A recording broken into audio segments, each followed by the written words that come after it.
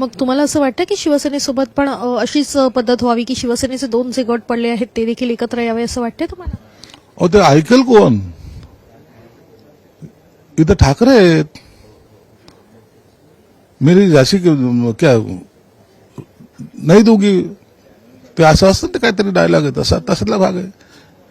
मेरी झाशी नाही दूंगी अशातला प्रकार असतो इथं. आणि म्हणून कॉम्प्रोमाइज कसं करायचं, राजकारणात पुढे कसं जायचं हे शरद पवार साहेबांकडून शिकलं पाहिजे. पण जसे अजित पवार शरद पवार यांना भेटण्यासाठी गेले तसे मग तुम्ही देखील ठाकरेंसोबत जाऊ शकता का, भेटू शकता का त्यांना पुढे? त्यांना आम्ही भेटू शकतो का नाही हा प्रश्न वेगळा आहे. त्यांची मानसिकता काय ही पहिली तपासली पाहिजे.